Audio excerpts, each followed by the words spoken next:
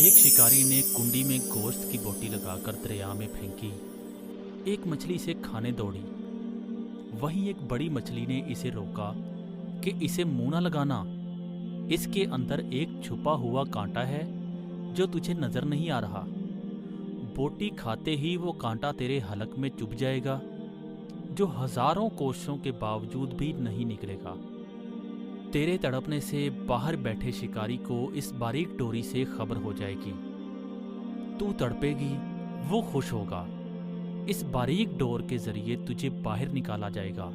छुरी से तेरे टुकड़े करेगा, मिर्च मसाला लगाकर आग पर उबलते तेल में तुझे पकाएगा।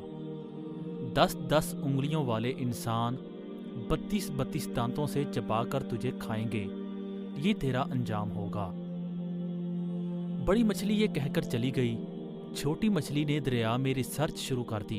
उसने देखा ना शिकारी, ना आग, ना खौलता तेल, ना मिर्च मसाला, ना 10-10 उंगलियां और ना 32-32 दांतों वाले इंसान। कुछ भी नहीं था।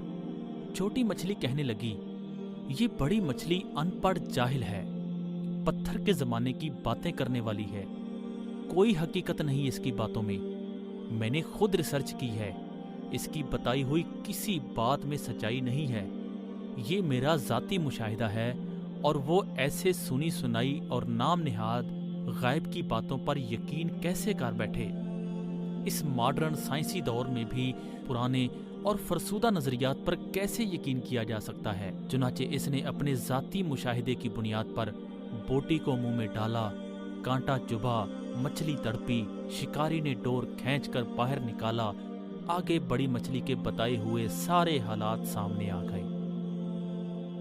अंबिया अलैहिस्सलाम ने इंसानों को मौत का कांटा चुभने के बाद पेश आने वाले गैब के सारे हालातों वाक़यात तफसील से बता दिए हैं। बड़ी मछली की तरह के अक्लमंद इंसानों ने अंबिया अलैहिस्सलाम की बातों को मानकर जिंदगी गुजारना शुरू कर दी। छोटी मछली वाले नज़रियात रखने वाले अंबिया अलैहिस्सलाम का रास्ता छोड़कर अपनी ज़ाहिरी रिसर्च के रास्ते पर चल पड़े हैं।